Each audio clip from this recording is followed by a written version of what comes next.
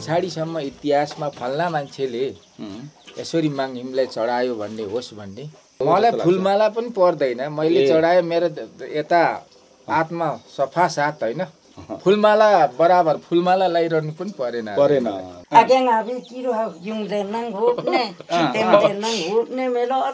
होइन बेचेर खाइसकियो भने त सकियो होइन। सक्यो होइन, छोरीलाई अंश दिने विचार गर्नु होइन। अब नदी त हुँदैन नि त, केही भएन भने नभए रुपियाँ पैसा सबै मिलेर दिनुपर्छ अलिक होइन।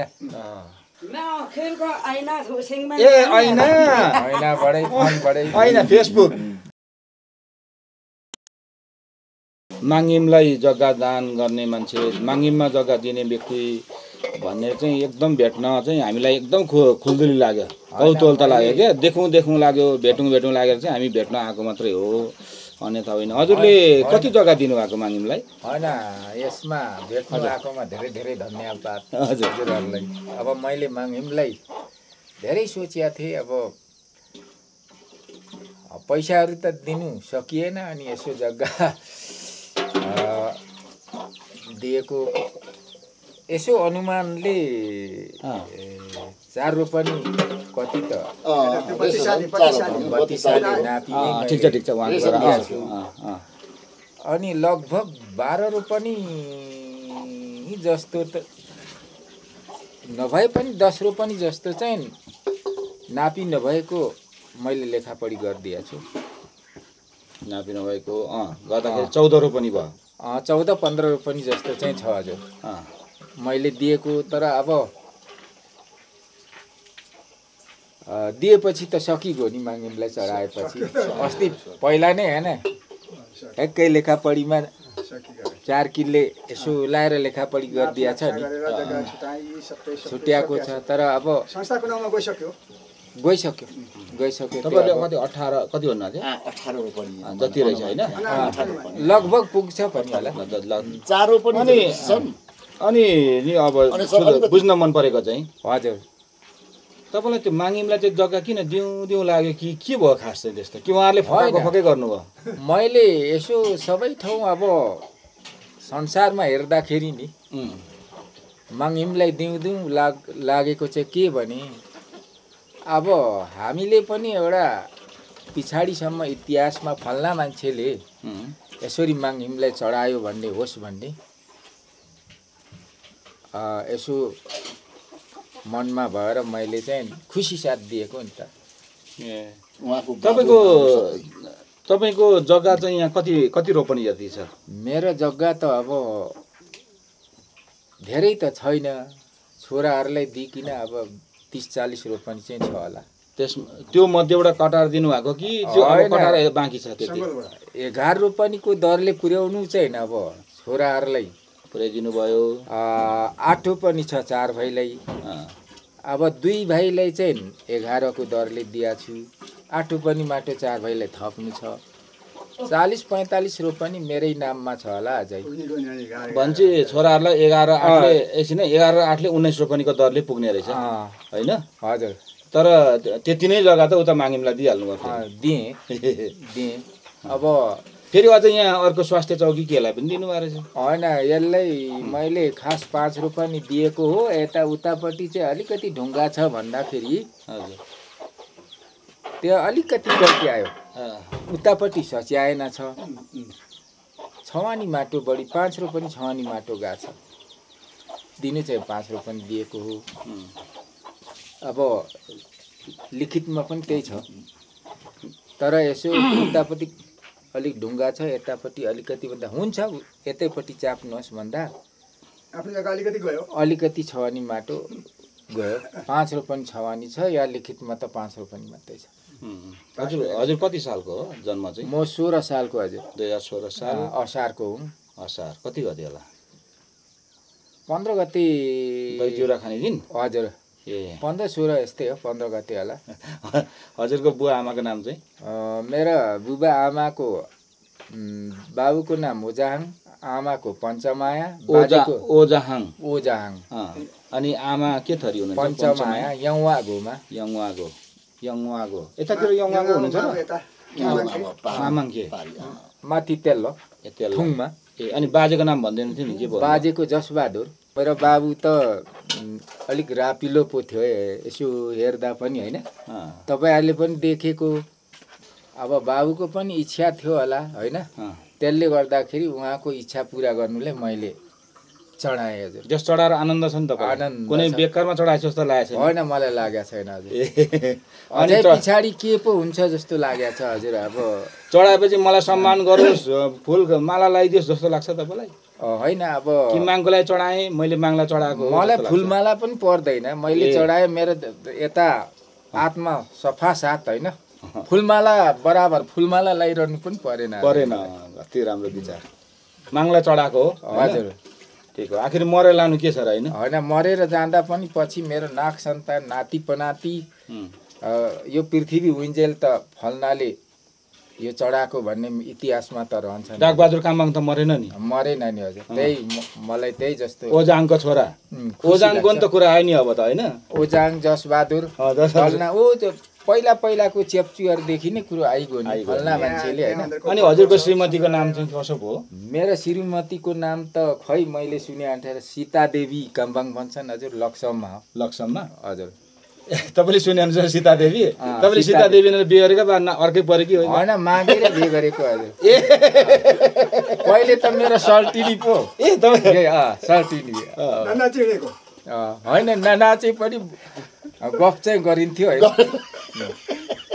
लक्ष्म भनेपछि त यता के अरे गणेश चोकतिर होइन यी परतिर निगाले यहाँ उसको भाउजू चाहिँ यहाँ हाम्रो नजिकै छिमेकी अनि अहिले पनि सोल्टिनी नै भन्नुहुन्छ अब सोल्टिनी नै त भन्नु पर्यो नि त्यो अब त कहिले काहीँ रेला गर्दाखेरि रेला गर्नु कहिले काहीँ ठिकै छ अब श्रीमती हो नि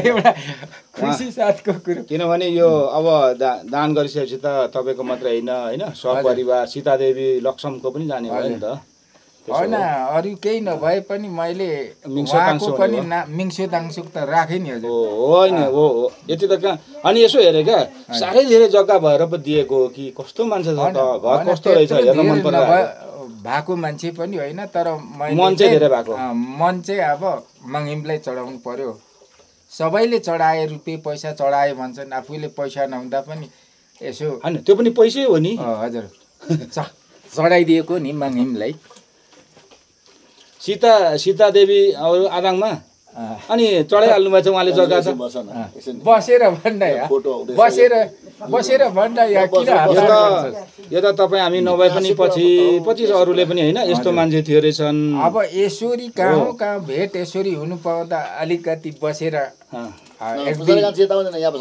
एक दुईवटा कुरो गर न श्रीमानले के गर्यो भन्ने होइन नि मैले सोध्न चाहेको चाहिँ हाम्रो सीतादेवी आदाङमा हजुर कति सालको भन्नुहुन्छ म 15 सालको 15 सालको अनि तपाईँको सोल्टीले पहिलाको सोल्टी अब अहिलेको त श्रीमान हुनुभयो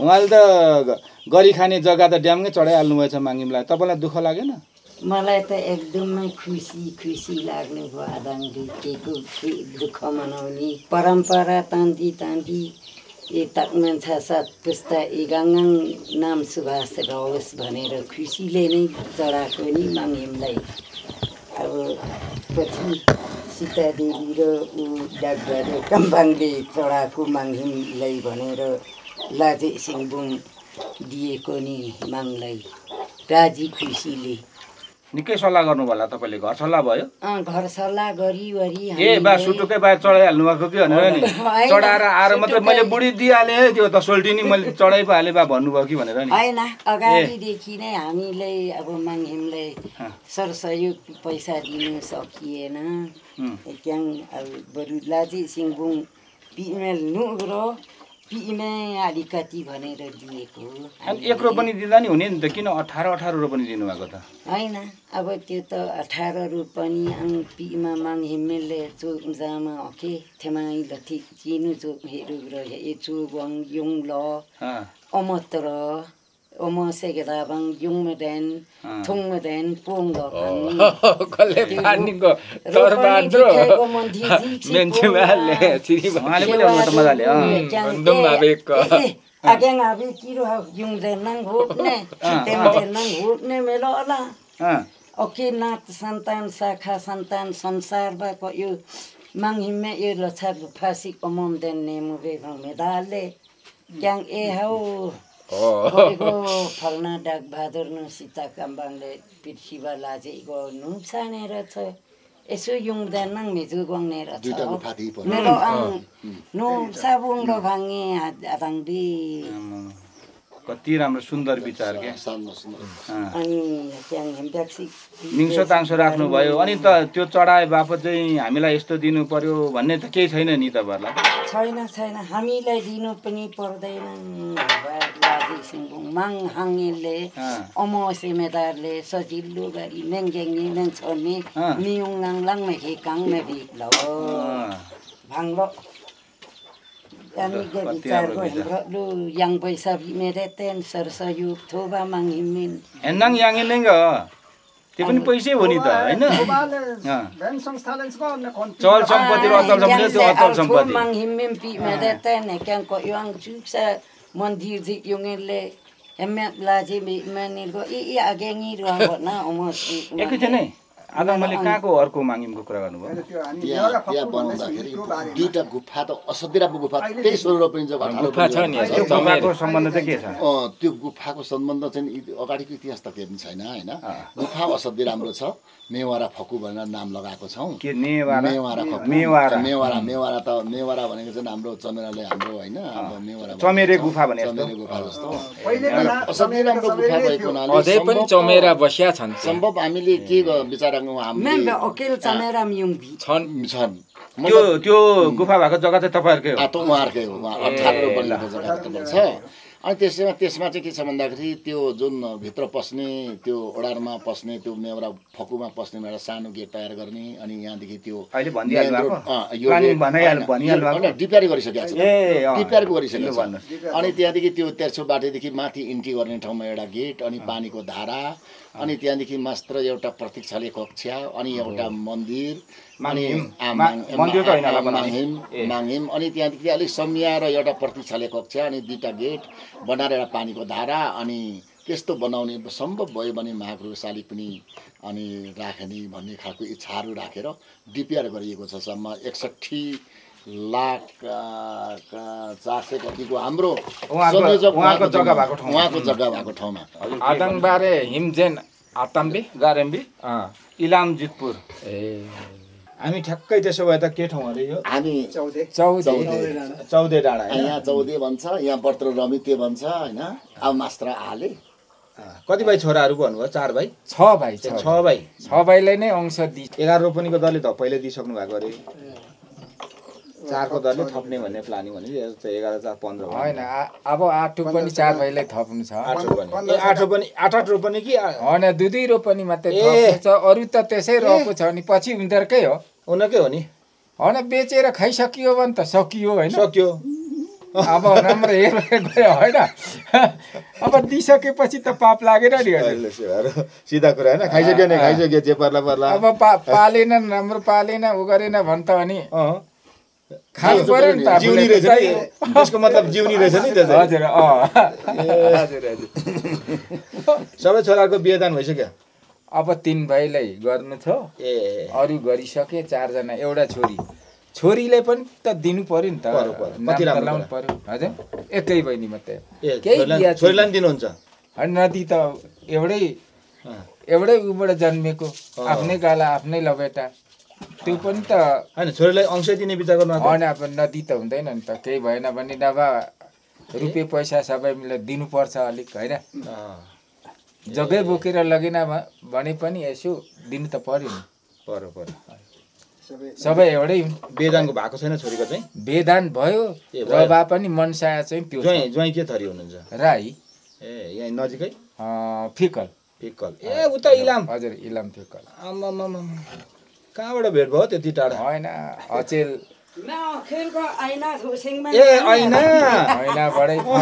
ऐना फेसबुक हजुर